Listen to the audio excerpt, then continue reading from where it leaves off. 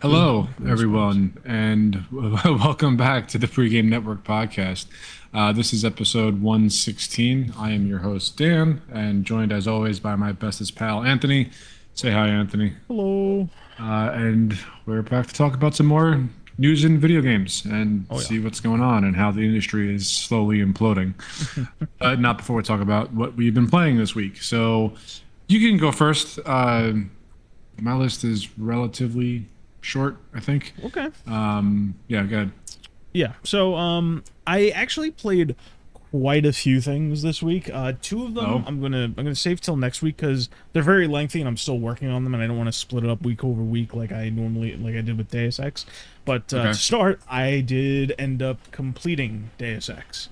So there's that. I gotta say, as it went on, I got more and more into it. I know last week I mentioned like neither of the reboot games really gripped me all that much. Yeah. I gotta say, like, now that I'm sitting here at the end of it, having gotten to the end, I did one of the two DLC packs, which was pitifully short. I don't know. I was left wanting more. Especially after the... I guess that's like a good thing, but not if they don't develop the game anymore. It's a want in that I saw everything they had to offer with these reboot games, and I said, you could do something with this, even though you didn't necessarily nail it this first time. And also, I think the last mission in Mankind Divided is actually very good. I enjoyed it quite a bit. So it's like, it kind of like... It had its ups and downs, and then at the very end, it ended on a high note. I just wish, that it led somewhere and then more led to it. I just, overall, I guess my major gripes with the Deus Ex reboot games is there wasn't a lot of carry through between the two games because of, not everyone's going to do a Mass Effect situation where every narrative decision carries over and, they thread all those needles, which is unfortunate because not everybody can be Mass Effect.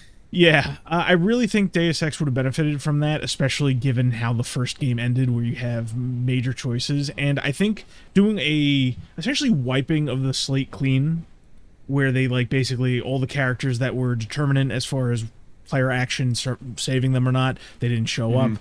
Characters from the first game in general just don't really show up all that often, except for one character, and even then he's very much an optional sideline kind of character.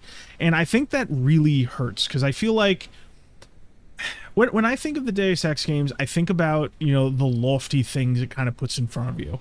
It shows Adam Jensen, he gets augmented against his will, and not only that, he's special in that he doesn't have any reaction or rejection. He is a 1 in a billion as far as the compatibility with these augments, and it doesn't really go anywhere with that concept, despite the fact that it's in all the advertising, especially with the first game. And every time that's such a wasted opportunity. That's such a cool story thread, and to do nothing with it is just criminal. Yeah, and I'm not going to pretend it's not mentioned. It's brought up, but it's every time it gets brought up, it's either to intrigue you, and then it goes nowhere, or it's almost flavor dialogue, and it goes nowhere.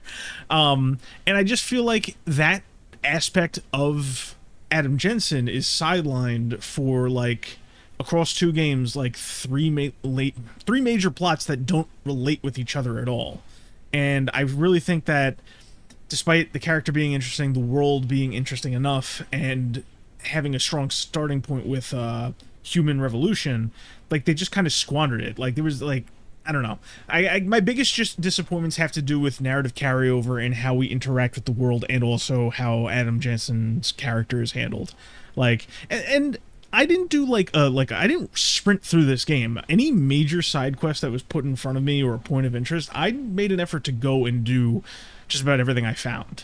I did do my due diligence. It's not like I'm missing anything. I think I short of one mission, and it's only because there are points in the game where it you have to choose between two major objectives. I did pretty much everything. But I'm left wanting. I kind of wish that either they had the foresight to kind of weave these games together a bit better, or they just handled some of the concepts overall a bit better, or we eventually got that third game where everything just clicked and made sense, because by the end of Human Revolution, I wanted to see more. At the start of Mankind Divided, I was excited, and it kind of fell flat and fell into these boring grooves. And at the end of Mankind Divided, it was just like, wow, what a strong mission. Where do we go from here? And the answer is fucking nowhere. So, yeah, that was my experience. I'm now among the many people who have been, waiting for like 10 years for the series to get more content, and I'm egg on my face for being that guy, I guess. I don't know what's going to be waiting next for another 10 years. Yeah, I have no idea. I might go back and do the other DLC mission. I'll be honest, the DLC kind of sucked. That's another thing. The Mankind Divided stinks of AAA executive milking, because there's two extremely short DLC packs. Mankind Divided, that's the sequel, right? Human Revolution is the first one? Yes. Mankind Divided has a bunch of cosmetic DLC. It has two really short expansions, one expansion that was essentially cut from the game, and it had, the entire time I'm picking up this thing, it's like, these triangles, what do they do? Take out your phone and scan them. I'm like, I'm pretty sure the service is defunct. Like, why are you handing me these items? It's just, it reeks of a time where, like, everybody started really leaning into microtransactions, and that kind of sucks. I mentioned last week that I wanted to play the first Deus Ex, and I am going to after I finish whatever games I'm playing right now. It's just, you know how occasionally you get hit with a small thing and it kind of puts you off and it delays certain things? I booted up Deus Ex, and you might not encounter it that often because you don't really go back and play games from that period of time too often as far as PC ports. But you're talking about me in particular, or just in general? Yeah, you in particular. You'll emulate and you'll play games from like the PlayStation 2 5th generation and up, but a lot of those older PC games or the games from that PlayStation 1 and Nintendo 64, I know you're not going back to play them. You're not an idiot. You could if you wanted to, but you don't. But one of the issues that's very, very common with PC ports of that time on newer systems is the frame rate is uncapped. So it runs at a ridiculously high frame rate, and you'd think, frame rate high, good. Well, unfortunately, a lot of these games tie their physics engines to the frame rate. Oh, no. Oh, so the game essentially runs at 500% speed, and that's not tenable, and I didn't feel like going out to find a patch. I'll do it eventually. It's easy enough to do. So no Deus Ex 1 just yet. It's actually, it's interesting to think, just as like a side note, how many things are tied to the frame rate. Like, the RE Engine Resident Evil games actually have like a ton of exploits with the frame rate, where speedrunners will, for certain segments, uncap the frame rate because like melee damage is tied to how many active frames are in melee weapons. So if you uncap the frame rate, you're doing like triple damage with each swipe. It's interesting stuff that people find with this, but yeah. So no Deus Ex 1 just yet. There was an old bug in Destiny that was tied to frame rate with like the damage of a weapon or a grenade was just doing preposterous amounts. Yeah, like, I think you remember preposterously telling high me this. numbers. Yeah, and it was tied directly to the frame rate because you can uncap it if you want, and it was just like destroying bosses. It was pretty funny. It has to do with the fact that, like, obviously you have the animation, right? And during that animation period, that's where the hitboxes are active and the damage is coming out. But if you increase the frame rate, even though the animation's the same, there's more frames in play, so it's almost like you're duplicating the damage, so to speak. So it's interesting how stuff like that works. But yeah. So aside from that, obviously there are two pretty big games, big as in just scope and how long they take to play, I'll talk about next week. Or at least one of them, depending on what I finish. But the other game I put effort into playing that's new, aside from my rotation, because obviously I have the gacha games with the Genshin Impact and stuff like that. I have the other fighters with Harrison.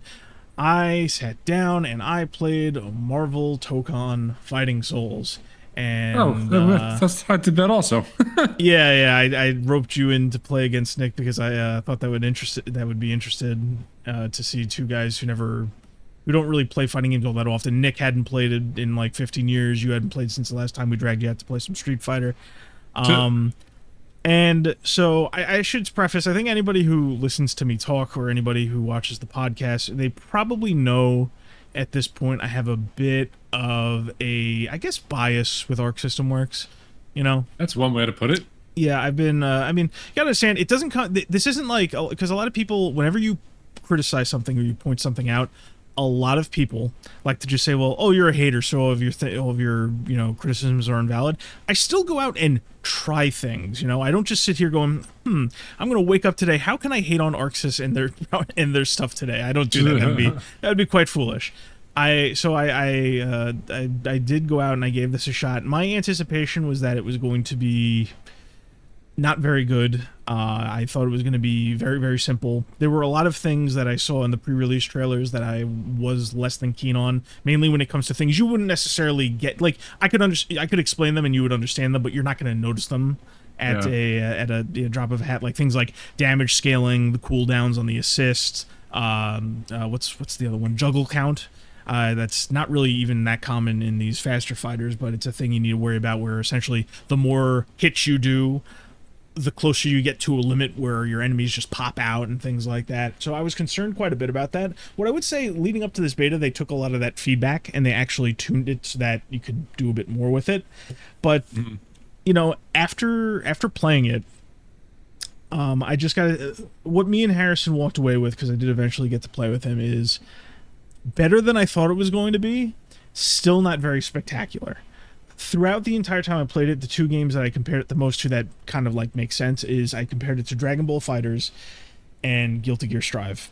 Guilty Gear Strive, obviously, because it's the most recent game by Arc System Works that was directly developed by them. They had their hand in other games like Grand Blue Victory Versus and DNF Duel. They did a lot of the animation and graphics work, but this is the first one that they've really developed in, I would say, a very creative control way since Guilty Gear, and before that since Dragon Ball FighterZ. And Dragon Ball FighterZ I compared it to because it's the last major tag fighter that kind of stuck with the community. There were others in between. How many times I've mentioned that the fighting game community likes to mention we're so back because these games come out and they never play them again.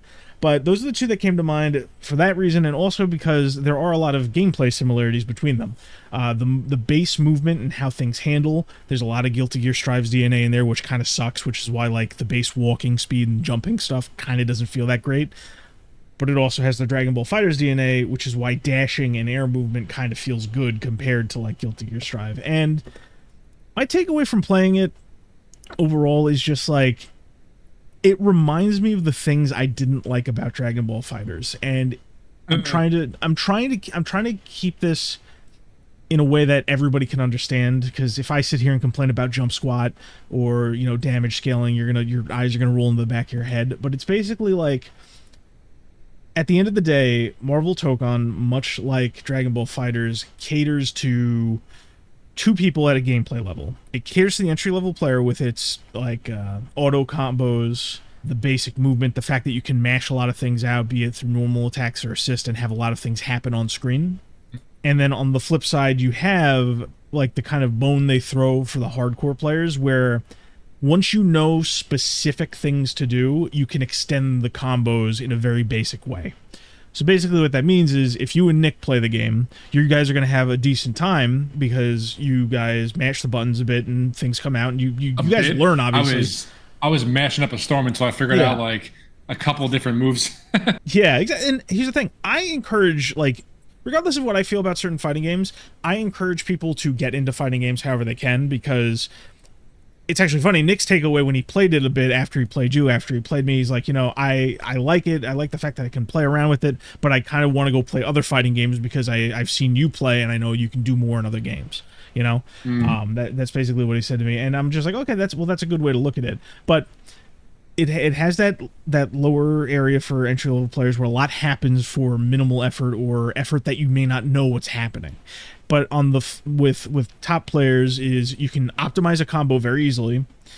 The tagging and assist function means you can extend those combos very easily. So it ends up like the top players are already doing very long combos in training room, which doesn't mean too much. They're already doing touch of death combos and 80% combos. I've skimmed plenty of footage aside from my own and Harrison's, and I'm seeing these top guys like, oh, look at this hype combo, and it's the same shit. You're just seeing a basic light, medium, heavy kind of combo, or medium, heavy into a special move into tag. The tag comes in, keeps the combo going, so you can do another light, medium, heavy, or medium, heavy into another tag, because this game gives you 4 assists, and you just do that until your opponent dies, essentially. And it basically I had the same issue with, again, Dragon Ball FighterZ, because basically that just means you lock everyone out who's in the middle. So people who want to, people who are at like an average to above average skill level, like me or Harrison or any of the other guys we knew, you hit a ceiling very early on in gameplay. And people like you or Nick, who like to dick around, you guys, at a certain point, you stop learning things, because the second you try to peek your head out to learn new things, you get punished for them retroactively, because the way that damage scaling works, you're doing less damage than if you just stayed in your lane and mashed light over and over whenever you got a straight hit. And I guess this is all to say, I don't want to sit here and ramble, a numbers game with everybody. It's just, it is better than I expected. It's just, it's not impressing me. And based on what I've seen online, a lot of people are also not too impressed, especially the Marvel guys. The guys who want Marvel versus Capcom. Those guys are morons, because I saw a few of them leading up to this, like, oh, we're so back, it's Marvel, baby, we're so back. I'm like, it's not Marvel, it's Guilty Gear Strive with somewhat faster air movement and a combo game instead of a 3-touch game. So that's where it was. It's also very, very funny how the PC version runs, as kind of the last thing, because boy. So I was not having a great experience with the PC version. Yeah. It wasn't like awful, but it was very easy to notice the performance drops when things got even a little bit chaotic. Yeah, and that's a problem, because aside from general performance, obviously you want the game to perform, fighting games need to run at 60 frames per second, like, flat. Like, if you run lower than that, you are actually messing with precise inputs. Even in a game like Tokon, which doesn't have too much of that going on, like, you can't run lower than 60 frames per second at any point in the battle. So that's a problem. Apparently, a lot of it has to do with the PlayStation Studio shit, which I don't know if I'm the only one who's getting this. You didn't mention it. Harrison didn't mention it. Whenever I booted the game up to play, the PlayStation Studios logo, like the splash screen, lagged more than anything else in the game. Like, I was getting frame by frame choppy music just for the PlayStation Studios logo at the very beginning. Yeah, I find that very funny, because then, the ArcSys logo pops up, the Marvel, no problems there. So I'm beginning to think that all the back-end PlayStation stuff, because apparently this thing opens like 6 to 7 instances of PlayStation SDK nonsense in the background. On that topic, the game, when I installed it on my laptop, the game told me that I didn't have the most up-to-date version of the PlayStation SDK installed on my computer, to which you did a quick Google search and told me what the file path was to run a Microsoft installer to install the most up-to-date version. But the file name had nothing to do with the PlayStation SDK. I would not have known otherwise in the slightest. The only thing that was kind of obvious was the fact that it was an install package. Like, the name was nothing, Yeah. And I think I said this to you yesterday. If we weren't as adept with computers as we are, like, we never would have figured that out. Yeah, because the game was unplayable for me without that. The average person is just going to click play over and over again until he gives up, or until it just randomly works. Because apparently Harrison got the same exact issue, only for him, eventually it did just work. I was in the process of walking him through it, and apparently at some point the package just found its way there. I don't know. But basically everybody is reporting some kind of issue along the way. It's getting raked up and down as like just an abysmal PC experience. And apparently on the PlayStation side, it's not too much better, which is very startling. But yeah, so overall, not the best of experience. It wasn't as offensive to me as Guilty Gear Strive was, because that's just a whole fucking disaster. But it's definitely, for all the flash and style that it's got going on, which it does have plenty. That's like the only thing they do consistently well. under the hood is not looking great, especially with 2 weeks to go before release. Like, I see people coping like, that's the point of a beta. You iron these things out. I'm just like, we're playing. That's the game. That's it. Yeah. The only difference is they're gonna unlock the characters that are locked. The only way that like there's any substantial change in the release is if you're playing an older build. And if you're playing an older build, then it is just a demo. It's not a beta because they're not testing anything out. So. I have more to say on Tocom, but I'm going to give it a week because, like, I think this is basically my first impressions. This is how I feel about it. Right. And yeah, just overall, I'm sure it'll get some people on board, but it's just, you know, from everything that I've mentioned, everything that we just talked about, and a lot of like things I mentioned or a lot of things I didn't mention. There's just it's a by the numbers fighting game with a lot of missteps. There's nothing like really special about it, and that's kind of weird to me. Like, there's no like it factor, even if I was like, you know, again, I'm giving it as much grace as possible. I don't go into these things hating them. There are a few small things I liked about it, but it's just, I don't know. It seems the best I can say is it's better than I thought it was going to be, and that's really all I can say about it, because everything it's not that great. Immediately after, you know, Nick's telling me he wants to do different ones. The second you played me, you're just like, I'm done with this. Harrison just wants to play Marvel 3. Like, I was playing with him. He was having fun with the Green Goblin, and by the end of it, he's just like, why can't they just put the Green Goblin in Marvel vs. Capcom 3? I'm just like, everybody at first is like, oh, you know, this isn't bad, and then immediately like, can we do something else? Yeah, that is short of the stuff I need to talk about next week. That is what I've been playing. All right. What have I been playing? Well, we played a little bit of Battlefield. Yes. You know, Helldivers is kind of the staple. Yep. What else have I been playing? I have been playing a ton of Doom lately.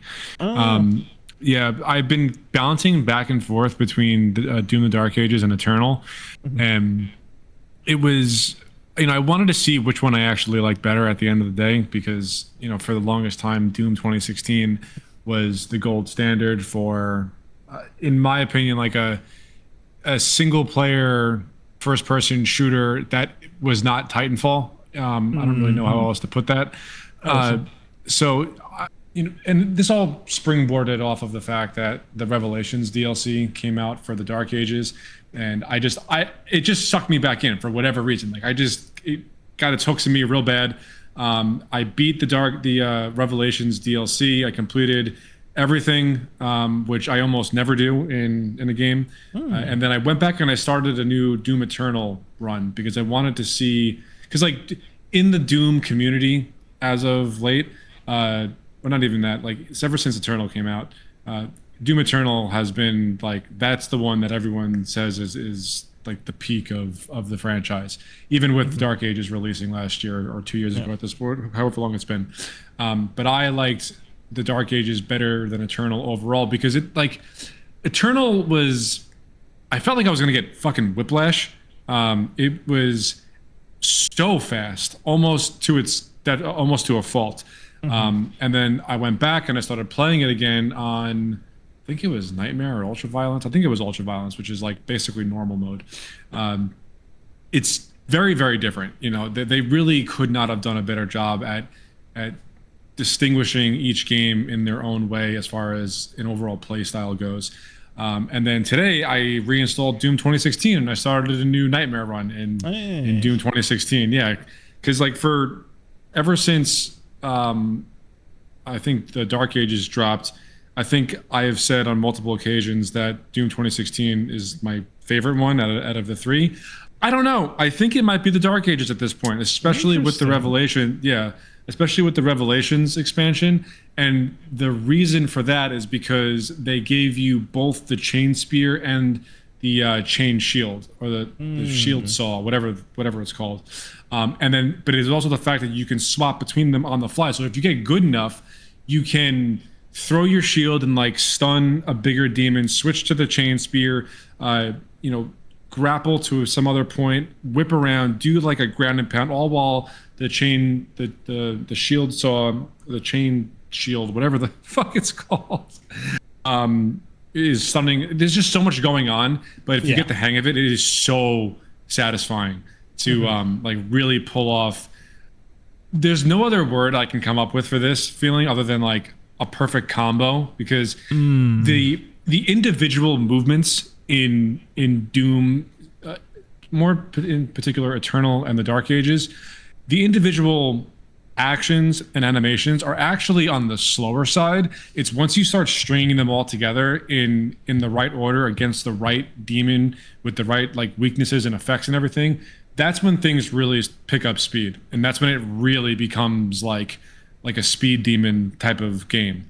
And I really started getting into my own groove with the Dark Ages lately with my Nightmare run, because I mean, Doom 2016 Eternal and Dark Ages, those are all games that like they demand your undivided attention for however long it is that you're playing them. And I mean, I'm speaking in terms of the combat encounters, because they just don't let up. They do not let up. It's part of the reason why I like Darktide so much, is because if you look away for literally like a full second, then you're probably going to die, and then scuff the whole run. And I love that about a game, especially about shooters. So when the Revelations DLC came out, and I really started to get the hang of it, to swap between the shield and the spear, it was like really satisfying. Yeah. So I decided to go back and do a Nightmare run of the Dark Ages, because I just kind of wanted to challenge myself a little bit. I'll probably do, I will try to get as far as I can in the Pandemonium mode, which is basically it's the same difficulty as Nightmare, but if you die, if you don't have a life sigil, which is basically just like an extra life, a 1-up, then you just restart the entire campaign, and that's that. Because I've gotten to the point where like I am extremely confident in almost every single combat encounter that I go into in the Dark Ages right now, and I just want to see how far I can get in the Pandemonium mode. I think that'd be a lot of fun. But the Revelations expansion, they turned it up to a different level. I must have spent like 3 or 4 hours on the final boss. Well, let me rephrase that. The final boss of the campaign. There's another boss, like once you do everything and you beat the master encounters, and you can face like the actual expansion endgame boss, which I have never had to memorize an attack pattern so like precisely. And when I beat it, it was it was on the same level as like doing a difficult raid in Destiny for me in particular. It was just a really, really cool feeling. So anyway, this is all a long-winded way of saying I've been playing a lot of Doom lately. Once I'm done with the Dark Ages, I'm probably going to do a Doom 2016 run, because I think that the second half of the campaign, I'm going off of memory, is really what sold me in the first place.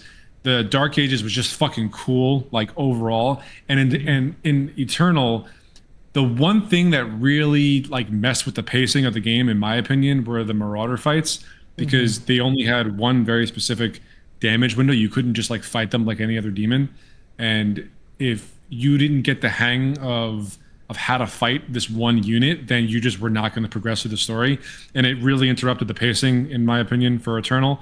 Not to say that the Doom Eternal isn't great, because it's a fantastic game. That just like that one thing is the only thing holding Doom Eternal back from greatness, in my opinion. So I've been playing a lot of Doom, a lot of Doom, and I absolutely love the reboot the reboot trilogy. It's so good. In addition to that, the only other thing I've been playing this week is a lot of Killing Floor 3. The new season dropped, and we'll get into it a little bit later, but I have really been coming around more to Killing Floor 3, because before, like, I would bounce back and forth between 2 and 3. And I actually played a little bit of 2 today, because I wanted to just see, again, like, what all the real differences were. And I don't think, like, Killing Floor 3 is as bad as everyone is making it out to be. Yeah. I think that the worst thing about the game right now, I can boil it down to 3 main points. Number 1 is content, and this isn't in any particular order. It's just my 3 points for Killing Floor 3. Number 1 is content. They definitely need more maps and more weapons and more perk selections. Number 2 is the overall performance and optimization of the game, because while it got a lot better in Season 4, I mean, you, Anthony, in particular, can attest to this. The game is still not in a great state, technically speaking, because we were in a game and you just got dropped, and you tried to join back, and you heard the game audio like downloaded it, and you just got dropped again. Like, it wasn't a great experience. And it's weird because we played one game just fine. Yeah. Nothing else on my network was having any issues. Just for whatever reason, just nightmarish. Yeah, exactly. And then number 3 is the UI. The UI is fucking atrocious. I think it's awful. I think if they want to rip anything, if they want to rip anything out of Killing Floor 2, like shamelessly, take the UI. The UI in Killing Floor 3 is not good whatsoever. They need to rework it entirely. But those are 3 things completely out of order that I think Killing Floor 3 needs to work on. Other than that, I am actually really enjoying my time with the game with Season 4. I think it's a lot of fun. I think it gets way more hate than it actually deserves. And I just think that, like, it's all the Killing Floor 2 diehards that just don't want to move on and, like, don't want to accept anything else beyond what Killing Floor 2 was, even though it is a microtransaction hellscape. But that's neither here nor there, really. So, I mean, just to comment on that, it's like, it's not on the existing player base to move on to a new game if it doesn't appeal to them. No, I'd say, yeah. That's fine, and I would definitely agree with that. Like, it's a developer's responsibility to entice you enough to want to leave the previous game and go to the new one. Totally agree with that. I'm just saying I don't think it deserves the level of hate that it's getting, and I think that the people that are throwing all the hate are just the ones that, like, don't want to move on. Like, I don't know. Because I don't even think Killing Floor 3 is, like, that much different than 2. It definitely is a little bit prettier, but the voice acting is terrible. But yeah, I mean, it's still a good time. It just should have launched in early access. It just clearly was not ready. There's not enough content. It needs more work under the hood.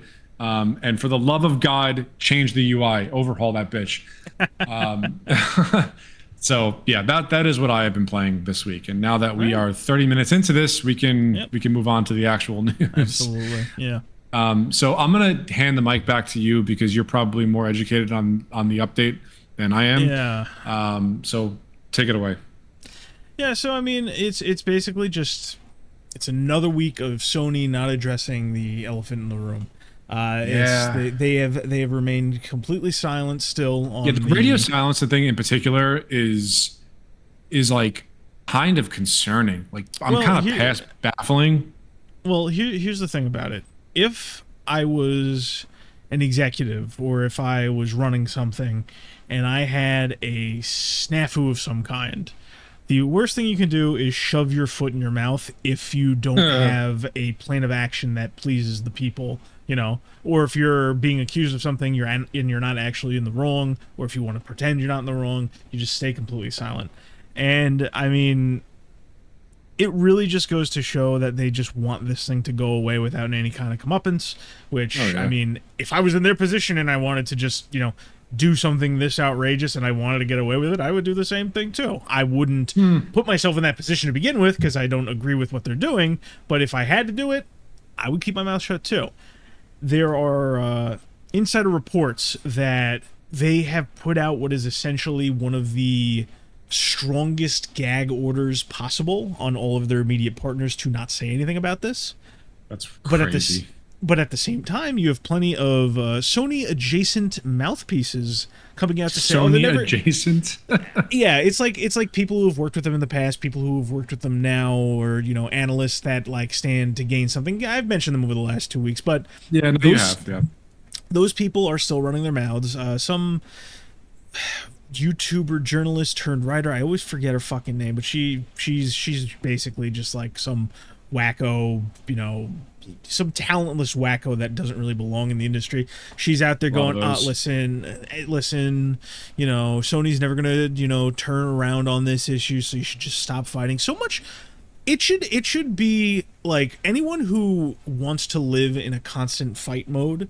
This should be like gold to you that like they have a gag order out where they can't say anything about this, but they are allowed to constantly tell you that they will never change their mind. That's a ray of hope for anyone who wants to be on the ground floor fighting, because they would just be resuming business as normal. They wouldn't be continually hiding or allowing these guys to say whatever they're going to say out there.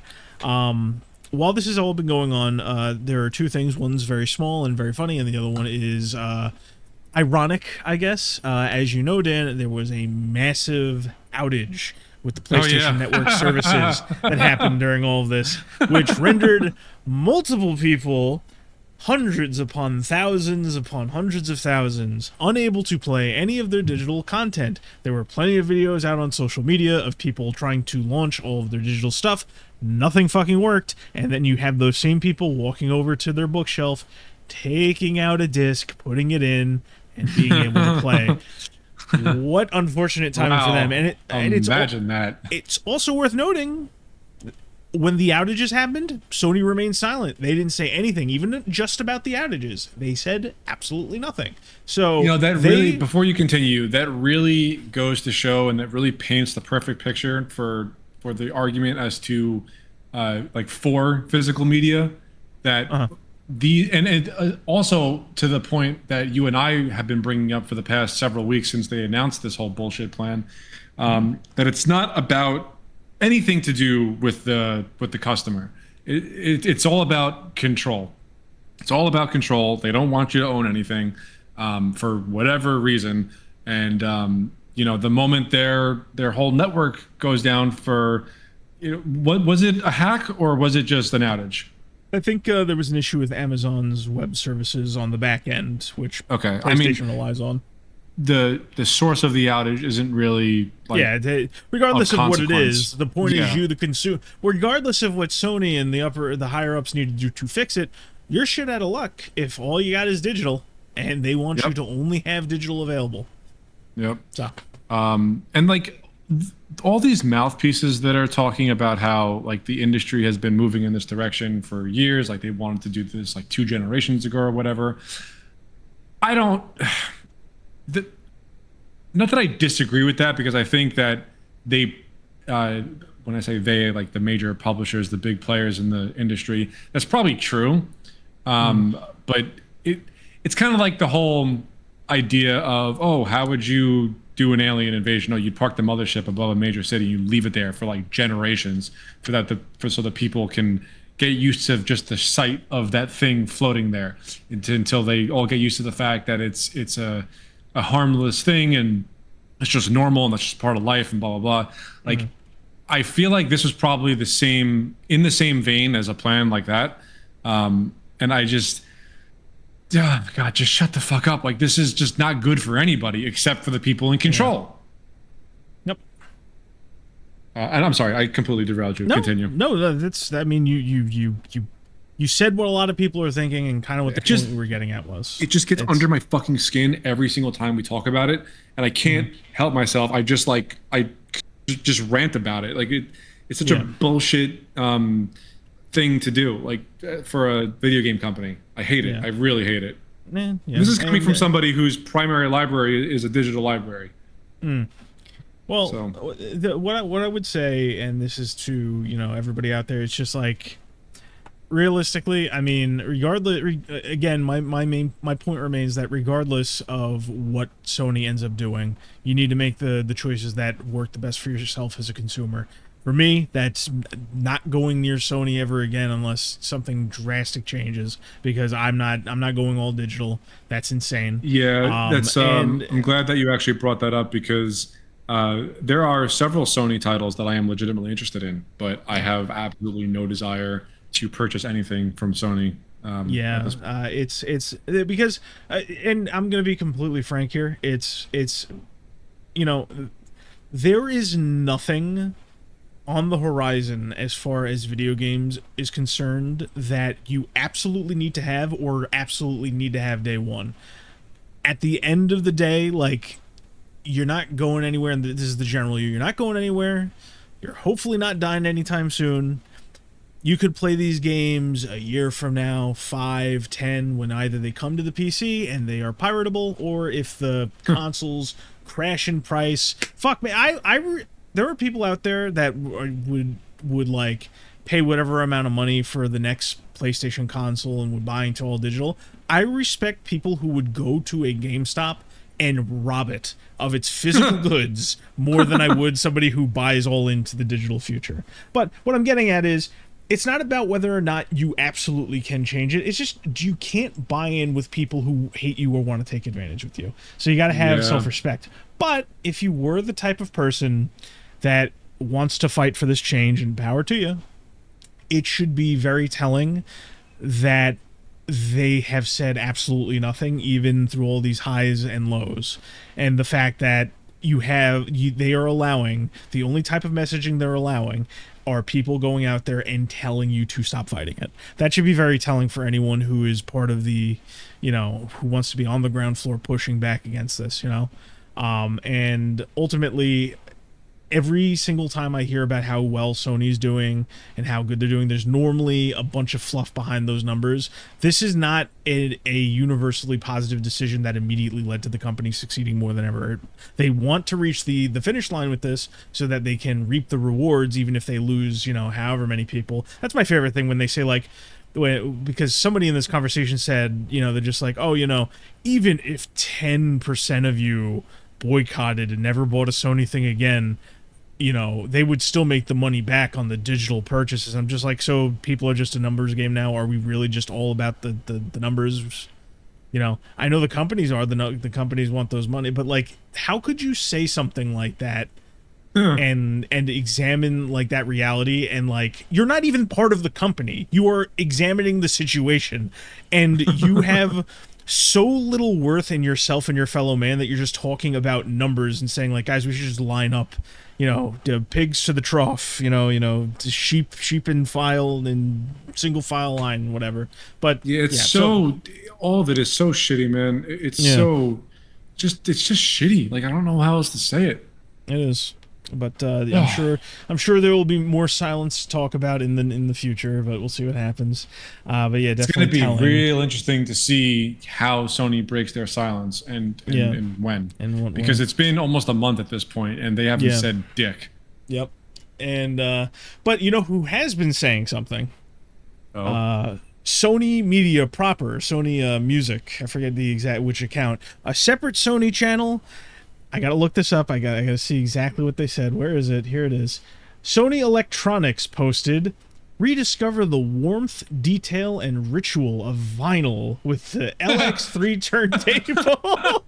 So while PlayStation's going all through this, Sony Electronics is advertising their fucking vinyl record players. Oh my god, the tone deafness. The audacity. For real. The raw audacity or the lack of communication between these different, the right hand and the left hand, man. That's fucking wild. That's something. That's crazy. Fucking wild, man. Come enjoy your physical media. But not this physical media. Yeah. Look over here. Not over there. You don't want what's over there. Yeah. That's icky. Yeah. Oh my god. Dude. Fuck Sony, man. Fuck Sony. And when Microsoft follows suit, because they will, I would be shocked if they did not go into an all digital hardware generation this coming generation. I mean, Xbox has an easy win if they just include that disk drive because here's the question: does Microsoft use Sony's factories to print discs? Do you? I mean, not that you would even know, but like, off the top of my head, I wouldn't know. I would imagine this.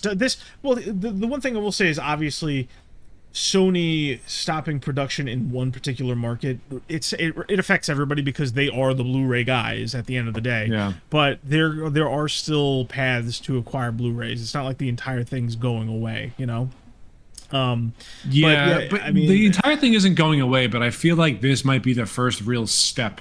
Well, it's technically the second, because they did something else consumer related a year or two ago where it's hard. Like, if you or me wanted to go out and buy Blu-rays just to burn or like do something else with them, it's harder for us to do so because of some move they made a year and a half or two ago. I can't remember what it was. Remember when Best Buy stopped carrying movies?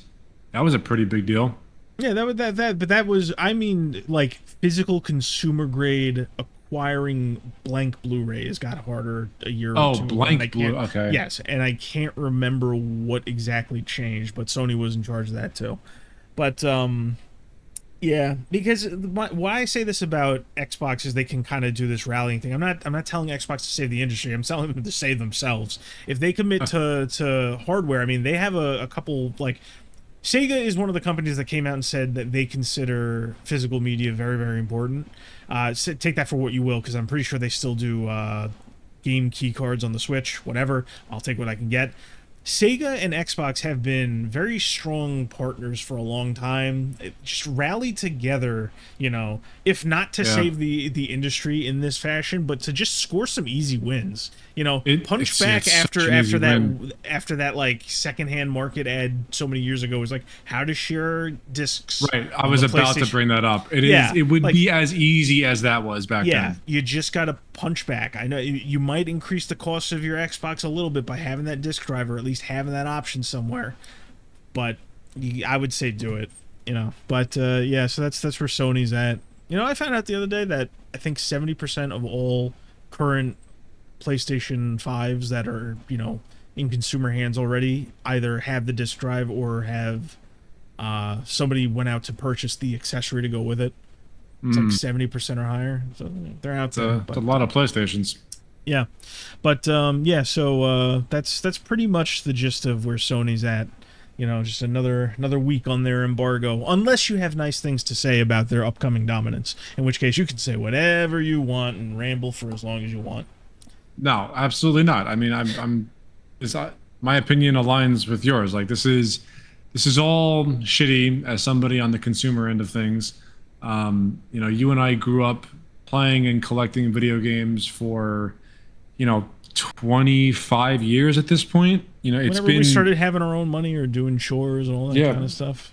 No. It's been a long time, and a lot of people fall into the same boat as us, where they grew up playing video games, they grew up collecting this stuff. There's like a sentimental attachment to the physical item that's sitting on your shelf. I still have all of my favorite PlayStation 2 games in their original cases on my shelf, and I'll never get rid of them. They just mean so much to me. I'll never get rid of them. So like it is such a different thing, and to be able to hold like that tangible product in your hand instead of Sony being able to just yank it away whenever they want to if a licensing agreement falls through. Fuck Sony. Fuck them. Yeah. Fuck them. Anywho, so that was the war that Sony is waging on everything that you love. Let's see what else we got here. The industry numbers game, was that did we weave that into that update? Okay. Nope. So to kind of leave Sony but also get to something that's just as relevant, one of the industry favorites, David Jaffe, creator of God of War, right, okay, creator of Twisted Metal, he I don't watch Twisted Metal also. Yeah, I don't watch too much of him, but I know he's one of those guys who he does very light game work now. I think he's semi-retired, but he does a lot of videos on YouTube. And he did a video recently, no disc, no buy, the PlayStation no disc, no buy fight is over. And in this video, he said the following, and we're going to go somewhere, right? He said, and I think this is paraphrasing, it might be the exact quote, I'm not sure, I forget exactly where this came from, but this is what he said. Here's the truth, the actual uncomfortable truth that very few people in this space seem to want to admit. And the truth is, phasing out physical media is not some evil, greedy, Rothschild-coded, Illuminati-stuffed anti-consumer plot to ruin your life. It really isn't.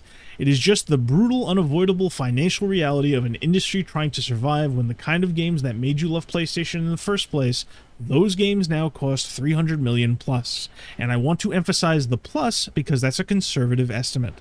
$300 million to make games today. Do you have any input on that before I get into this? Oh boy. Well, the whole 300 million plus argument is kind of bullshit because there's no reason why games need to cost that amount of money. Yeah. That's number one. Number two, I don't think the argument that he's making of them being like this evil overlord that's trying to control everything and ruin your digital life, I only agree with that maybe 20%. Maybe. The rest of it, I think these companies absolutely want total control over everything that you do on their platform. Full stop. Or at the very least, they see it as a very, very nice benefit to a different problem. Yeah. So I just... nope. Don't like that tweet. so it wasn't even a tweet. This is a whole video rant that he did. So here's my thing. First of all, he's being, he said he's being generous. I say he's not being generous enough. The average is closer to 200. I'm not saying there aren't ones that get up to 300 million or 400 million, but it is closer to 200 million on average. Even a lot of them that are not like the big ones that we talk about every day. Some of them float closer down to 80 million. But here's the thing. These games shouldn't cost that amount of money. The prices on these games, I would say about... in the budget, like 40 to 50 is salary based. You have some wiggle room there when it comes to the team bloat or something like that. Like teams are too big, outsourcing, outsourcing is a different cost, but the teams are too big, the talent isn't there. We just talked about Xbox laying people off. Already half of the existing half of cost you're seeing that done away with, so like the next Doom is already going to cost considerably cheaper. Like, you have too many people, so you should be cutting people. A solid chunk of budget shockingly goes to art production. Like, I would say like somewhere between 30 and 40% goes to art production, right? And that's crazy. All the remaining money is split between outsourcing, middleware, and things like overhead and contingency money. Right. I would like my whole thing with games, and this really goes back to something that we talked about a lot more before any kinds of event. These games are way too bloated. They're spending way too much on outsourcing. They're spending way too much on advertising. They're spending. And they don't fucking work when they launch either. Yeah, it's all for no fucking reason that these budgets have gone up because you lost talent, you over invested in the wrong areas, you cut in the 2010s when we lost a shit ton of talent, you cut all the wrong people, so now you need to hire and double, like when Bungie laid off a bunch of people, like justifiably they ended up rehiring a bunch of people because they fired people that they still needed. It's like, I don't know, man. To his point, first and foremost, nobody asked for games to cost this much. Nobody wants it. No one told them to chase graphics over, the whatever plateau of diminishing returns that they've been doing for the last 12 or so years. No one asked them to make every major game a multi-studio collab. No one forced them to outsource every single product across 3 different continents. Nobody told them that, every single facet of game development needs multiple support teams within teams. No one told them to attempt to create the fabled quadruple A game. Nobody told them to gamble 300 to 500 million on live service games after every single failure. So, if I wanted to meet him halfway and I said, you know what, I agree with you, games cost way too much to make, we're coming to different conclusions. He's saying that companies should make their money back by making a less consumer-friendly experience. I'm saying we should start cutting people en masse. Like the layoffs we've seen so far, apparently they're not enough because the budgets are still fucking bloated. So no, I don't think we should go to an all digital future where the games get slightly more expensive again. Sony pockets more of the money. For no reason, mind you. And the games don't get better.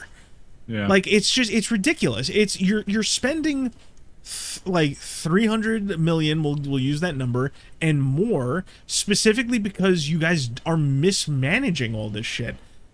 We shouldn't be spending like a quarter or nearly half of the budget on art. You have way too many people, so you're spending way too much on staffing. On top of all that, you're outsourcing to multiple different studios. Like, I think, what was it? Starfield was in my mind recently. I don't know, because we talked about it recently. There's like 40 fucking studios in the credits for Starfield.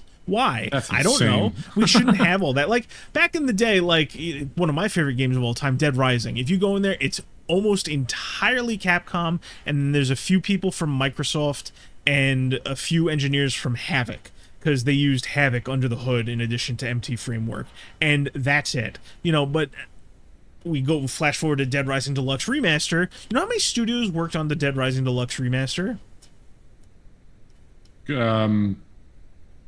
More than 5, I'm guessing. There are 4 major key development studios and then like 10 support studios. And that's before we even talk about shit like middleware, licensing, things like, for example, like they outsourced the entire voice acting thing. It's just like they didn't want to do it themselves, so they hired some other fucking studio to do it.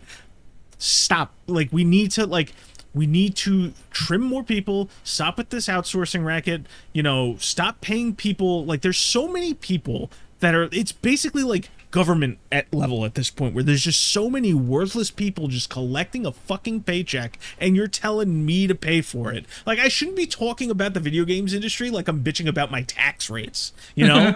But that's where we're at, because it's gotten so bloated and out of control. So to have this asshat who's fallen way off, you haven't made anything worth a damn or done anything worth a damn in what feels like 2 decades. What was the last thing that he actually did? I don't fucking know, Dan. I don't know. Okay, I'm I think sorry. he wanted to do something on the PlayStation. When I think of him, I don't even think of his accomplishments. His accomplishments are so far in the fucking rear view. The first thing I think of when I think of David Jaffe is that time he couldn't beat a Metroid game on stream, and it was the most embarrassing thing I've ever seen in my life.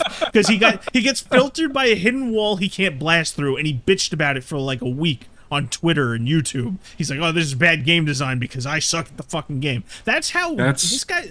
He's washed. That's a symptom of somebody who is perpetually online and just needs to unplug. Yeah, for he argues with people weeks. online all the fucking time. Like, he's the kind of guy where, like, if he like, it's not gonna happen. If he stumbled on this fucking video somehow, he would be tweeting about it. Like, he is thin-skinned and awful. But more to the point, all his past accomplishments and current misgivings aside, he's just wrong.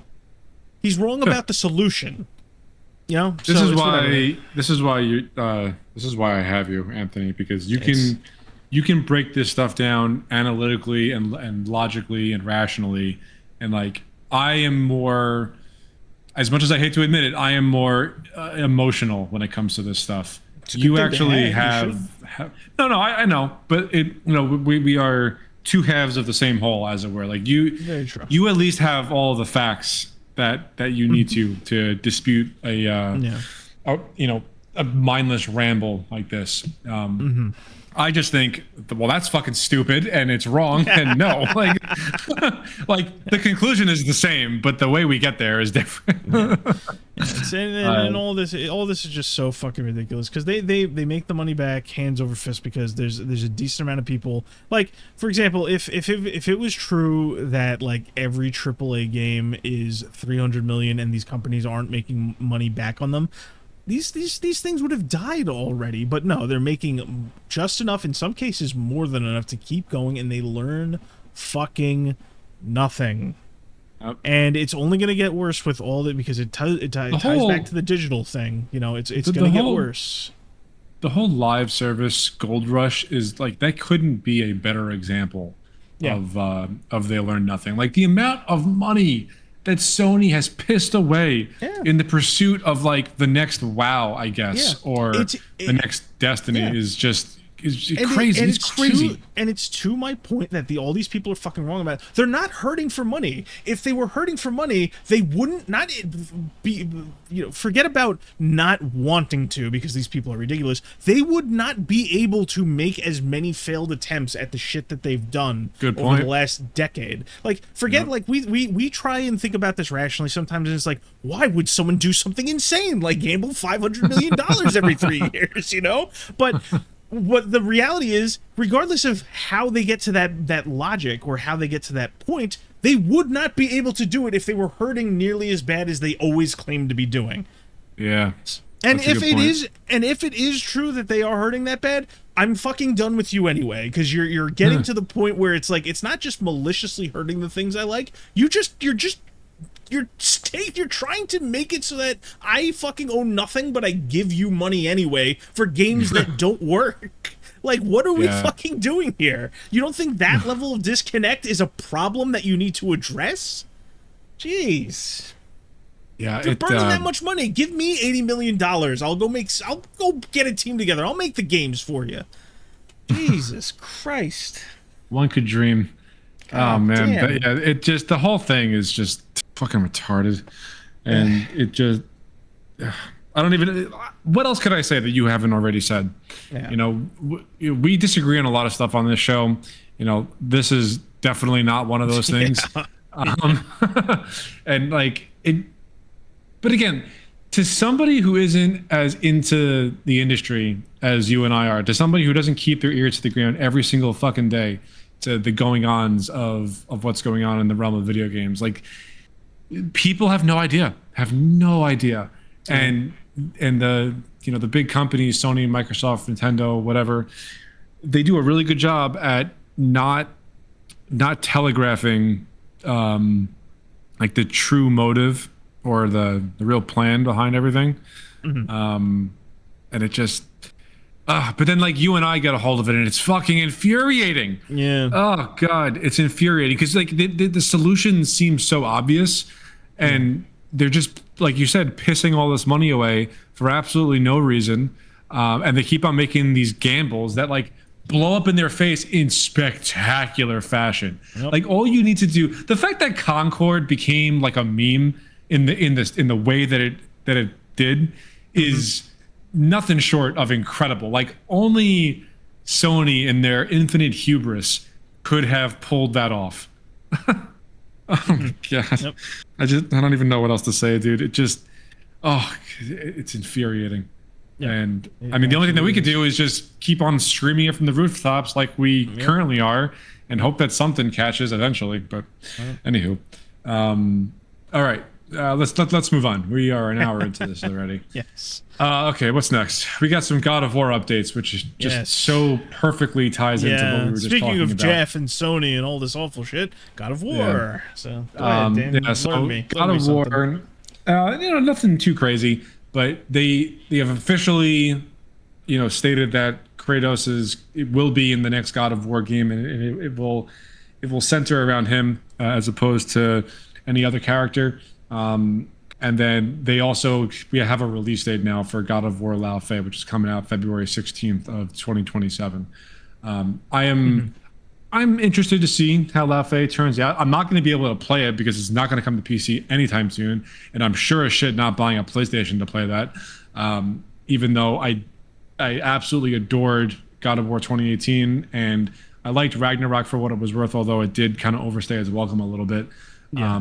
You and I have a little differing opinions on Ragnarok, which is fine. We're not here to talk about that in particular. Of course.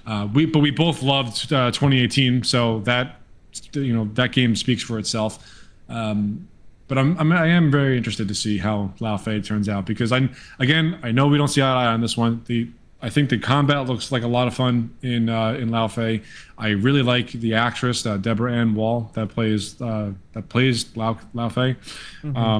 The only thing that was like to me was the quirky talking cube, but I could look past it. I'll see where it goes. Again, not that I'm going to be able to play it anytime soon, but my whole thing when the cube gets brought up, because I've seen a lot of people like that game gets brought up a lot in these conversations about budgets and digital only and where the money's coming from. A lot of people bring up, they show this picture of Jack Quaid, and he's in this cube rig, for the cutscenes and everything like that. They mocapped him for that? Yes, they did. And my whole thing is, yes, that seems pointless. Yes, that doesn't cost nearly as much as like the full motion capture aspect of it. However, I know it's not cheap to keep Jack Quaid just in a room for a long period of time. So you know what you could do? Get his voice work and have somebody else stand in the fucking cube rig if you really need to motion cap the cube. There you go. I just saved you however much Jack's just charging saved you fucking, like $500,000 for his time or whatever it is. Yeah, it's however much, because these guys ain't cheap. They And he's only gotten more popular as the years have gone on with The Boys, and he's been doing a bunch of solo movies, and now he's voicing this character in God of War. Like, his rate is only going to go up. He's also one of those guys that's, I don't want to say like salt of the earth, because he really isn't, but he does go out and he talks to a lot of the, not just the people in the industry, but like lower level people, like, you know, YouTubers, independent journalists. He's very buddy and easy to work with at that level to talk to people. All right, my understanding. That's respectable. You know, so he knows a lot of people, so he has that kind of thing about him where he's appealing to a lot of people, regardless of what his actual personality is. I'm not judging him one way or the other. I don't know the fucking guy, but I do know that, like, you know, when he shows up in YouTube videos with random people, I'm just like, oh, okay, so he gets around. The girl, the woman that he married from The Boys, like that, this happened like a couple months ago. She played Farah in Modern Warfare 2019. Oh, really? Huh. Yeah, I thought that was interesting. I was just a little something. So those are the God of War updates. Nothing too crazy. I'm gonna have us jump into all of our small news. Because there's a lot of small news that could, you know, depending on how it goes, we end up talking about, like, you know, these things for 10 minutes anyway. Okay, so first thing that is on our list today is the Killing Floor 3 update. The only thing the only reason why I had you put this on the list is because with the launch of season 4, it seemed to like sextuple the game's concurrent player count. Even now, where we're like several days out from the actual content update going live, and usually with a game like Killing Floor, people don't really hang around with it very much unless you're a diehard player. Because prior to season 4 launching, the game had like 250 to 350 concurrent players on Steam, which is abysmal for any game. And then, you know, the fact that they're still updating the game is a big relief for me, because I do enjoy it. But it shows faith in the future product, which I think is really important. But with the launch of season 4, the game went from like that super low number, 250 to 350, all the way up to like 5,500 players, like at the peak or whatever it was.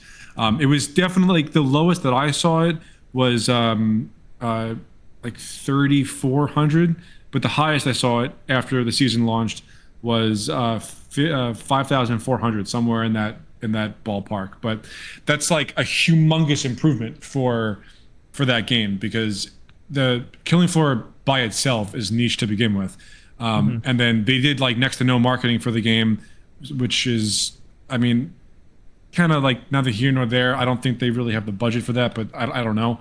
And only the people that actually were familiar with it to begin with are the ones that are really playing it for the most part, which goes to show that if you give this community like the content that they want and that they're waiting for, they'll come back, and it's very apparent. So I just thought that was worth mentioning, because I don't think this game deserves to die. It's a lot of fun. I have a good time with it. They just need to add more to it. That's really all there is. So the season 4 update brought back a ton of players, which is really good to see. That's the Killing Floor update. What the fuck is Jimothy? So I put this on here because I've kind of mellowed out a little bit, but it kind of annoyed me at first. So Jimothy is a raccoon, Daniel. He was spotted in Seattle. He's become a massive internet sensation because he apparently has a syndrome, rare congenital condition that fucks with his spine. So he's like walking around, his limbs are longer than his body is. He's kind of like creeping around and that kind of stuff. And you would think, Anthony, why the fuck did you bring this up? I was going to say that verbatim. Yeah, I mean, you could still say it verbatim if you wish. Anthony, why the fuck did you bring this up? Yes, because he became a meme animal, and as companies love to do, they immediately ran this shit into the ground, because this fucking creature, immediately, he's being added to Guild Wars 2 and World of Warcraft and Dungeons and Dragons. Okay, calm down. And all exactly, that's what I'm saying. I'm pissed. Like, you have all these, like, the second, like, some fucking, like, it's our generation that does this, and I hate to say it, there's a sect of millennials that just loves their memes that pop up quick, and then they burn them into the ground, and all the people our age are in those fucking development positions now, and they immediately just like, oh, look at the cutesy little animal. We're going to put him in games and you can find him and you can pay for him and all this kind of shit all over the place. So I needed to vent this because this small thing bothered me. It's like, I don't have a problem with it. He's a cute little guy, but you don't need to fucking put him in everything. I don't need to see mods about him coming in. I don't need to see him in Warner Brothers games and Blizzard games and all these different things. I don't need to see him. You leave him, let him live, let him be. It's a quirky little thing. It's the flavor of the month. Let it go. Okay. Sorry if that made me seem joyless. I don't know what to say about that. I got nothing to say. Yes. Moving on. Okay, so the Resident Evil movie had some buzz around it this week. It's getting closer, Daniel.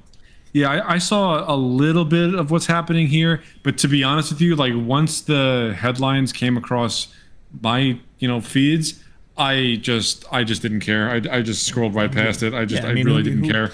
Realistically, who gives a fuck about yet another Resident Evil film, because they've all gone so well in the past, So my whole thing is, like I mentioned, they are getting the movie is getting closer, and Kreger and Capcom have moved to a new phase of marketing, because at a certain point you got to market your fucking movie, and they started with the movie's completely unrelated to Resident Evil, where it's just like Kreger said. Is that what they said? Well, here's the thing: when the film first got announced and first shown off, Kreger flat out said he'd write the same story regardless of whether he got his hands on the IP. That's where it started, right? That puts a bad taste in everybody's mouths. But here's the thing: the expectations for a Resident Evil film are very, very low. Not that I condone making bad movies or unrelated movies or all these TV shows. I hate it when that happens. I prefer if you just didn't. But if you just came out and said, I'm writing something completely unrelated, we all roll our eyes and go like, well, what else is new? This IP is getting beaten to death. I'm not going to see the movie. I'm not going to pay for it, whatever. Then a couple months ago, as you know, they moved to, oh, well, it's actually related. Kreger did an interview where he says something along the lines of, this movie takes place alongside Resident Evil 2, everything's going on in the police station, and it's happening on the other side of town, all of this happening on the very same day. Isn't that something? Because I guess they heard that, if you tell people this movie's unrelated, they get more upset than they already are, even though you could just kind of ignore it. Whatever, and everybody called him out on his bullshit. Everybody pointed out that nothing really relates with it at all. The enemies don't look like Resident Evil monsters. You can't have a hot, notably in-game lore, notably hot September in 1998 have snow and cell phones, and people online argued, oh, it's not a cell phone, it's a military flashlight. And all this kind of stuff happened for however many long, and now they've moved on to the final phase of the marketing, which is they are going to say whatever the fuck they want, and all the people interviewing them are going to call fans like me snobbish for having standards for my films. So they're basically saying like, who cares if it, people are asking why is it, and I'm pretty sure this is him that said it, or somebody on stage that during this interview said, is like, why is it snowing in September? Because I wanted to write a horror movie in the snow. I'm like, you stupid son of a bitch. If you really wanted to, you could have just kept your fucking mouth shut, wrote a movie, made some money, and have people blow you more than they are right now for your work on that, I guess, 1.5 okay horror movie you did a while ago, right? But yeah, so it's just things are heating up. There's constant arguments online. If you have standards, you are a online, the terminally online hater that has nothing going on in their lives. I threw on the official BOON Syndication Twitter account. I put out my own little comment on this. I'm going to find out the one response I got. I got a response to this. Let's see. I'm going to scroll down here. I said the following. I said, they've swung wildly back and forth on whether this movie was meant to be Resident Evil or not, but it's pretty clear from the beginning it isn't. Change the title, remove the 2 or 3 times they point out the city is Raccoon City, and the 1 or 2 times Umbrella is referenced, and the movie is completely unaffected because only those 2 bits of lip service tie this to or resemble anything from the games, and nothing in the plot is reliant or taken from the series. This obviously includes Resident Evil 2 and 3, the games that are supposedly happening at the same time. And then I ended by saying, it doesn't matter if the film ends up being great or not.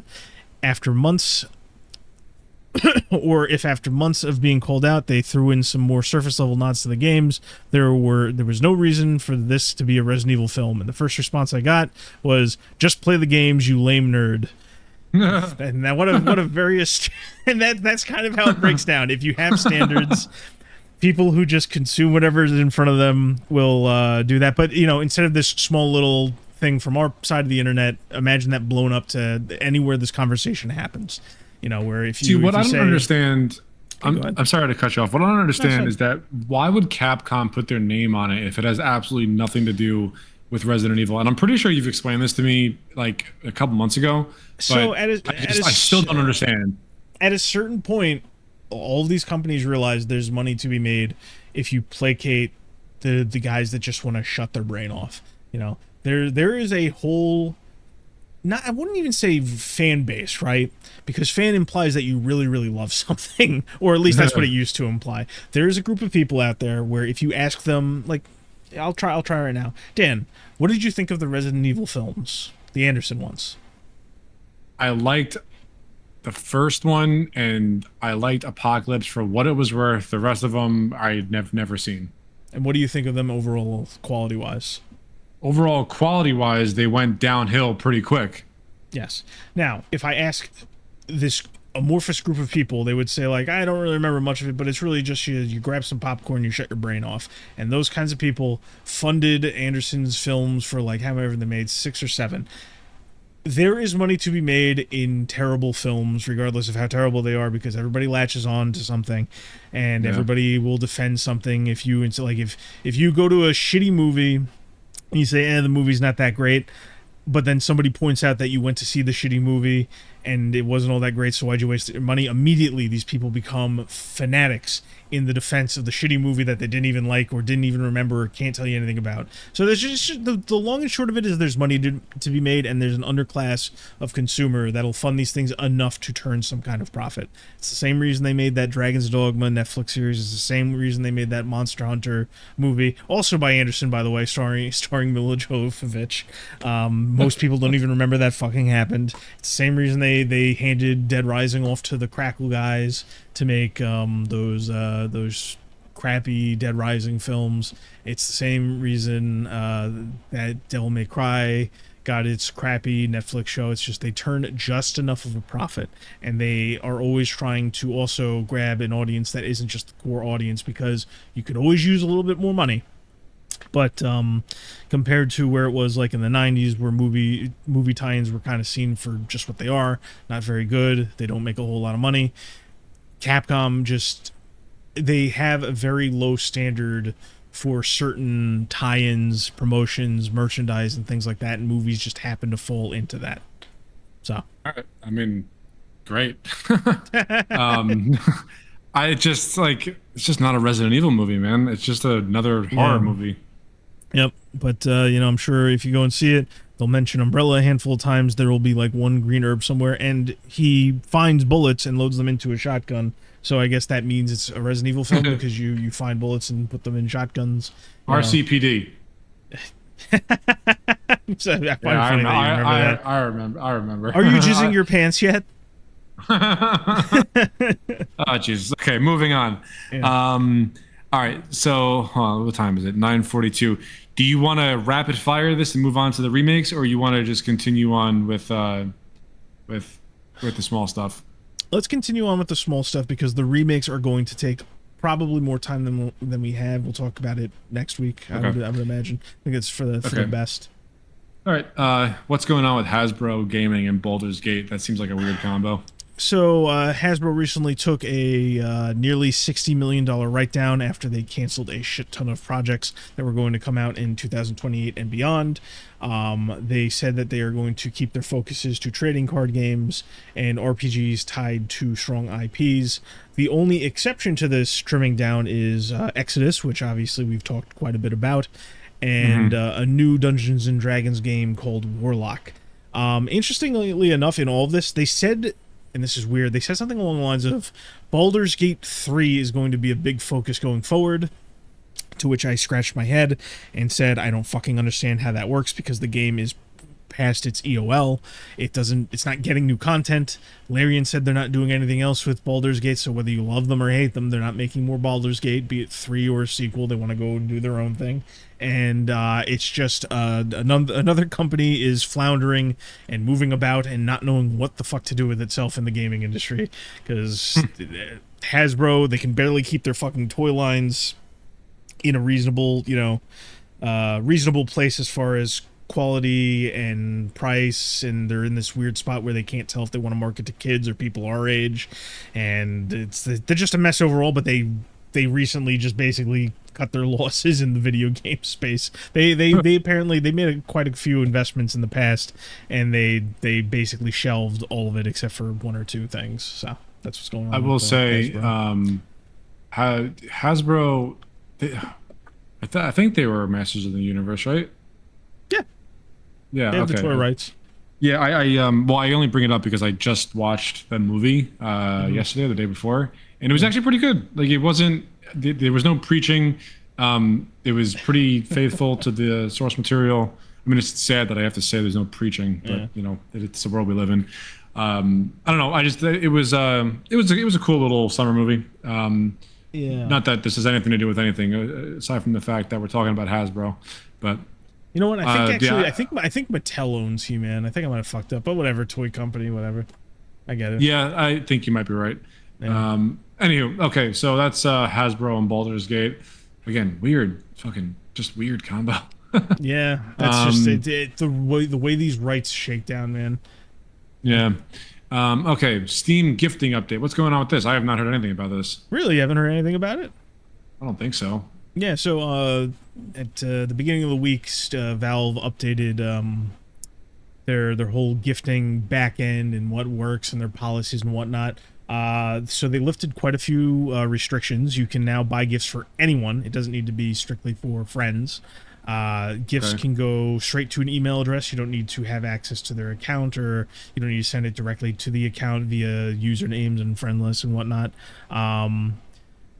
Cross-region gifting no longer has any kind of conversion issues, so it adjusts to the price, so there's less of a chance of it being manipulated for like bots or scalping and shit like that. It's literally just, if you want to buy something for someone, you do it at the right price. They've updated wish lists, so it's a bit easy to categorize, filter things, and do direct gifting from wish lists. And they also made it so that any gifts that are not claimed after 30 days will automatically refund.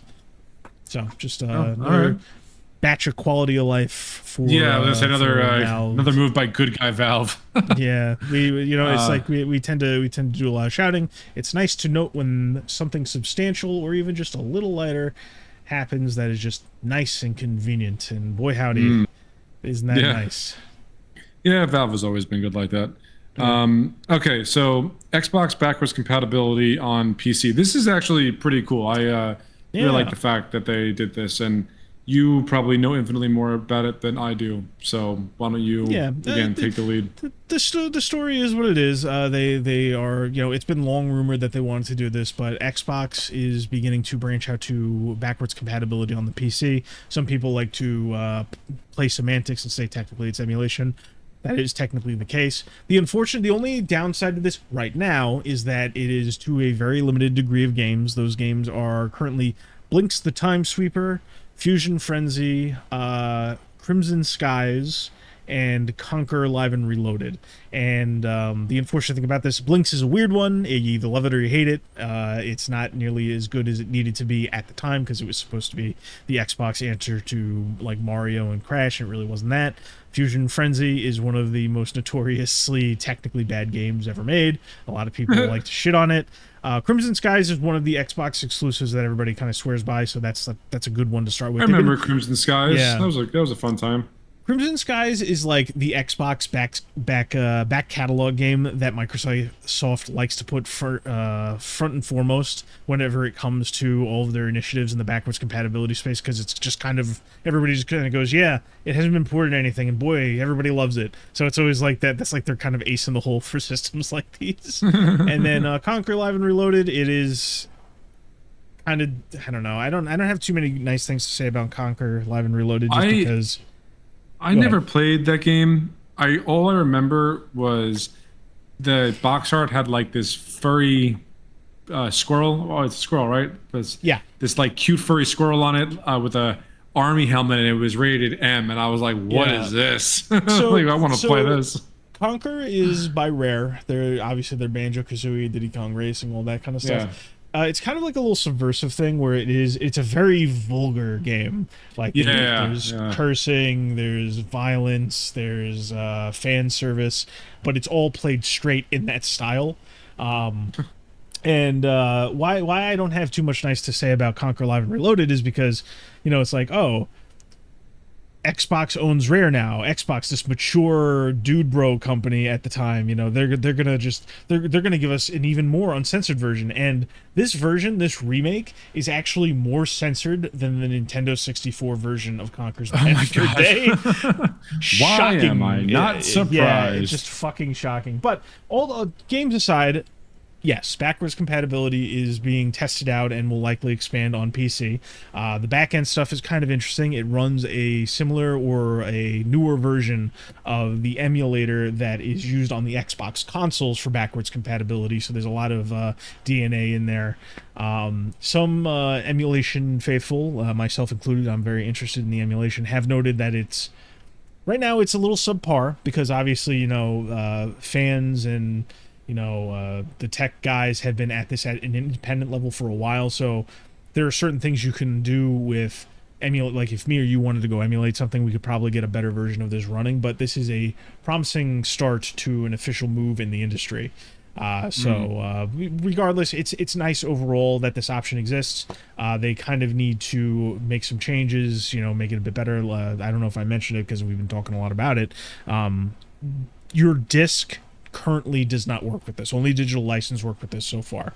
So that's that's something they would need to work, because if you're starting with the original Xbox, it's kind of weird where only digital license works. Like, yeah, sure, I could have purchased it for the Xbox 360, or I could have purchased it for the Xbox One whenever they did backwards compatibility. But it's like, if I'm like the guy still holding on to my disc, which obviously we do, we've talked about this quite a bit, like I couldn't put it into my PC and use it the same way I could on my Xbox right now. So it's got some ways to go.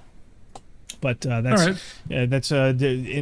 kind of like chomping at the bit. They want the Xbox 360 library to start rolling over, and quite frankly, I want to see that too. Just because there's a lot of wondrous shit out there with emulators, Dan. Like PlayStation 2, it's been watching the PlayStation 2 emulation grow over time has been like magical. I always love reminiscing about that.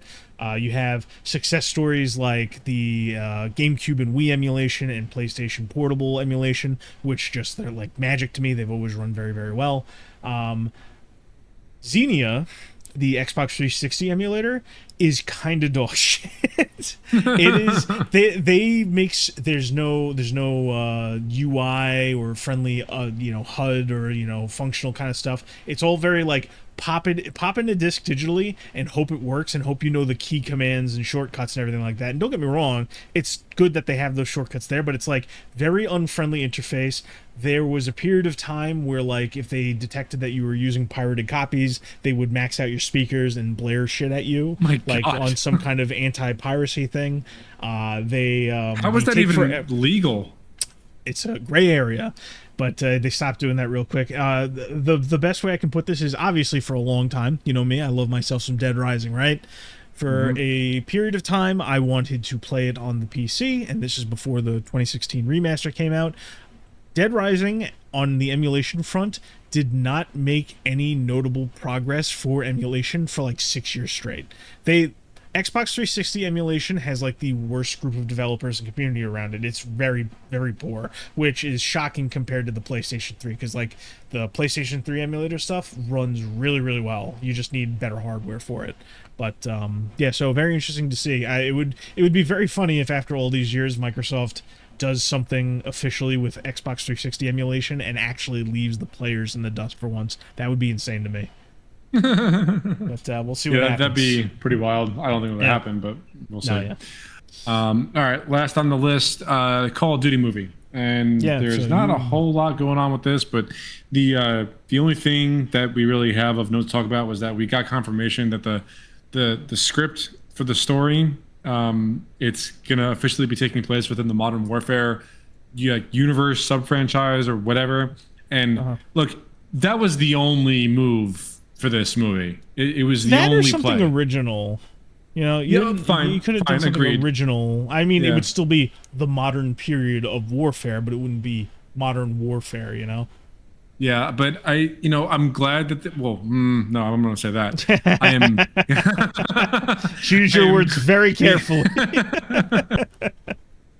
I'm cautiously optimistic because Better. it would be so fucking cool to get an on-screen representation of Price and Soap, along with the rest of the cast of Modern Warfare, because they're just the greatest cast of characters in the Call of Duty ethos. And I mean, I'm sure somebody will disagree with me on that, with like Woods and Mason and Hudson, blah blah blah. But There's a lot of for good me, in that period of the franchise, from Call of Duty 2 to Black Ops 2. There's a lot of good characters. Yeah, for me, the best that the series has ever been was from Modern Warfare 1 to 3. That was just the characters, the story. Like, it wasn't complex by any means, but it was well done. It was very well done. And like, I really got attached to Price and Soap. Soap more than Price. I mean, Price is always your guy, but I always thought Soap was like the coolest motherfucker ever in Modern Warfare 2. I think he resonated with you a bit more because he was like the younger, straightforward soldier, not the grizzled veteran. And I think but you've been a grizzled veteran since we were fucking 10, Anthony. I love those guys. Are so fucking cool, man. I'm not saying they're not. I love Price. Price is awesome. Yeah. But something about Soap, it was just fucking cool, man. Yeah. I get you. And then he filled Price's shoes in Modern Warfare 2. He was Captain Soap. It was just, I loved it. It was great. And like, the characters actually meant something back then. They weren't just like placeholders for whatever current campaign that we're up to in COD this year, which is where we've wound up now. Like, nobody gives a shit about the campaigns in Call of Duty anymore. Back when Modern Warfare 2 and 3 were coming out, like, people actually cared what was going on with these characters. They wanted to know. And they were, widely anticipating it. So the fact that the movie is going to be taking place in the Modern Warfare, universe, it could be cool. I don't want to commit to any one thing right now. If they just they titled it Call of Duty Operation Kingfish, like, that would be, I would be so on board if they did something like that, because if you are listening and you don't know what I'm talking about right now, in the marketing for Modern Warfare 3, I think Modern Warfare 3, Makarov was always referred to as Kingfish, and like, that's who they're going after is Kingfish. He's Makarov, and like, it was only dropped in a couple lines of dialogue. It was not very, there was not a lot of exposition. There was for that some point. Short film that came out. There was a short, for marketing for Modern Warfare 3. We could probably find it. It's Call of Duty. It's not going to be difficult to find. It's on YouTube. It's one of those things they don't bother going after. It just sits on YouTube somewhere. I think it might literally just be called Operation Kingfish. Hold on. I think that's what it's called. I'll find it. Yeah. Or Operation Kingfish. It might have been a fan trailer. Find my. Oh no, it's official. Yeah, Modern Warfare 3, 14 years ago. It's 6.5 minutes. For it was a short movie, or it was a short, like you said, for Modern Warfare 3. If they did something like that for the movie, I would be so hyped. And like, I'm really trying to keep my emotions in check here, because like I've said so many times before, the Modern Warfare sub-franchise is by far my favorite one. And if they're going to write the movie in this universe, either make it something original that is, it could be essentially a throwaway script or a throwaway movie, or make it about Price and Soap. I feel like those are the only way to do it. One of those two. So yeah, that is the Call of Duty movie update. We'll see how it shakes out. I mean, if what I'm really hoping for with this movie, especially with this recent announcement, is that we get the characters that we love, and the action is just like next level. That's ultimately what I would really want out of this movie, because it's Call of Duty. It's not meant to be deep or insightful or suspenseful or anything like that. it's just meant to be a good time, like a big grand Michael Bay style action movie, but that you can play. So that's pretty much all I'm expecting. And with Peter Berg and Taylor Sheridan that are making this, that's where that's what gives me what little hope that I have right now. So that was really it.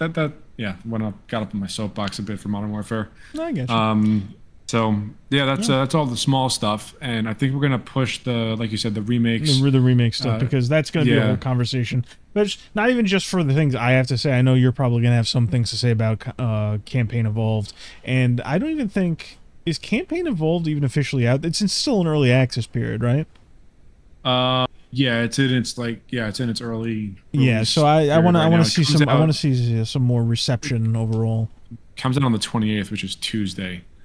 So it'll give it some time to settle, because I have a lot to say. I also don't want to jump the gun on a lot of this stuff. So we'll let it sit with people for a little bit, and I'll have a whole lot to say about the remakes and stuff, because there's a lot of stuff. I'll start early next week. Yeah, I'll have a lot to say, and I also have a lot of fighting game stuff to say next week too. So it'll be I'm going to explode next week essentially, but okay. Yeah, but on that note, we're gonna move on to Slice of Life then. Yeah, exactly. No, I thought you said when you prepped that, I thought you meant we were going to close out the episode. No, Slice of Life. Go for it. Yes. Go. Okay, so what I have this week is not really like anything from the gaming zeitgeist. When I put it in the Slice of Life channel, I put bookshelf reorganization, and this will make sense now that I'm talking about it. Yeah. I have like all of my gaming collection is in the corner of my bedroom in my house, and I have like all my statues and everything that are all set up next to my computer.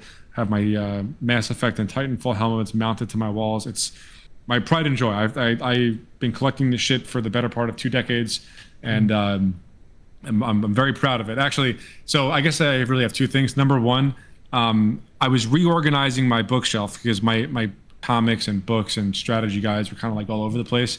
So I took it all down and I put it all back up. And like I am ashamed to say I lost my copy of Jak and Daxter, the Precursor Legacy. That got lost in the ether. Yeah, like years ago. I still though have Jak 2 and 3. Yes. And I also have the original strategy guide for Jak 2. I was reorganizing my bookshelf and I was putting up all this stuff, and I have the original strategy guide for Jak 2, and then it dawned on me, shit, I don't have one for Jak 3. I'm like, I wonder how much it goes for now. So I do a quick Google search and I eventually get to Amazon.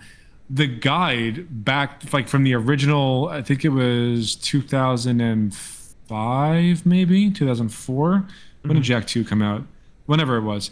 Anyway, I found the original guide from like a third-party bookstore on Amazon for like $10. I just fucking bought it, and it got to my house like a couple of days ago, and now it's sitting on my shelf, and I'm very happy that I found that. Yeah, I told you'd appreciate it. It's something that was like right up your alley. That's my little gaming / life. Oh, then part 2 to this was that I was doing something like, I think it was yesterday actually, and my wife, she was going through a bunch of her old crap that she got back from her parents and listing like a bunch of it on eBay. And she must have gotten the thought must have popped in her head. I wonder how much like Dan's shit is worth, because she sent me a screenshot of how much the Titanfall 2 pilot helmet goes for on eBay right now, and like the average price is like $600. And I think the collector's edition of the game itself, I think it was like $250 or $300. Like it was somewhere in that range. So the value doubled since the game came out 10 years ago. She sent me a screenshot of the eBay listings for the helmet, and she didn't say anything with the screenshot. She just sent me the screenshot, but I already knew she was posting all of her old stuff on eBay, and I was like, I'll read you my exact response, because like I thought she was trying to get me to list the helmet on eBay. And I was like, nope, that's not happening.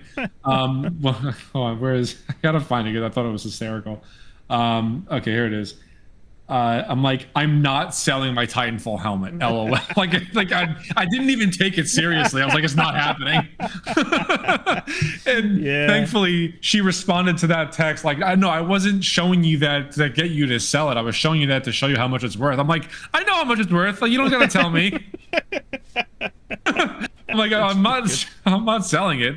And then this afternoon before I left for work, I spoke to her about it, and I was like, when you sent me that screenshot, I was about to explode because I thought that you were trying to get me to sell my stuff. Like, I'm never selling that collection. It's taken me 20 years to build it. And she's like, no, I would never ask you to do that. Like, I know what it means to you. I'm like, oh, thank God. But that was, I thought that was pretty funny. So between the strategy guide and her finding out how much, and that was just one thing that I owned, right? Like, I still have the Mass Effect helmet. I have the original Modern Warfare 2 night vision goggles, the Modern Warfare 19 night vision goggles, all of the Destiny collector's editions that they've made since I think Beyond Light, maybe earlier. Point being, I have a lot of shit. I think my entire collection is probably worth upwards of like $5,000, I would say, in total. Yeah. I would put it somewhere in that ballpark. But anyway, that's my little anecdote for this week. There you go. Yeah, I thought you'd appreciate that. Yeah, definitely. Mine's a little different. Mine's kind of in the industry, but not really. My thing is, I heard that recently one of the former CEOs of Disney, Michael Eisner, obviously you know who he is. He was asked if he remembers greenlighting Kingdom Hearts, and his initial thought was no, and he just said no, and somebody had to remind him, like, just like, oh, do you remember talking to somebody from Tokyo? Do you remember Final Fantasy and Disney pitch? And he goes, yeah, I remember Kingdom Hearts. And then it's just like, do you remember why you approved it? And he goes, no. And I'm just like, I'm thinking of this because, like, of how, like, the amount of shit that must reach executives at the top as far as things that need approval. Like, in hindsight, very lucky that Kingdom Hearts exists, given the fact that this guy couldn't even fucking remember his feelings on it or why he said yes. And there's also been some stuff underneath where people are just like, oh well, we assumed that his disinterest meant we were approved and we just worked with that, and then it eventually went through or something like that. But it's crazy to think that, like, if he just felt different that day, we might not have two of the best games ever made and all of the games that surround them. Like, that's just wild to me, but it was interesting to think, especially as we approach the end of the saga that started all those years ago. Yeah, that's pretty crazy. I'm not even surprised though. I mean, these properties don't mean shit to these executives. It doesn't matter. It's completely inconsequential. And like you said, the fact that Kingdom Hearts even exists today is kind of a miracle. So that's pretty wild. Yep.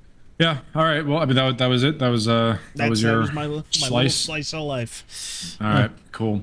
Well, on that note, that about does it for Anthony and I. If you're still listening, thank you very much for listening. This was episode 116 of the Pregame Network podcast, and we'll be back next week to do the same shit with the same set of news, or no, different set of news. But Anthony will be exploding over remakes next week. I can guarantee you that. I'm going to explode next week. Oh boy. All right. Well, on that note, thank you very much, everybody, and we will catch you next week. Bye-bye. Bye-bye.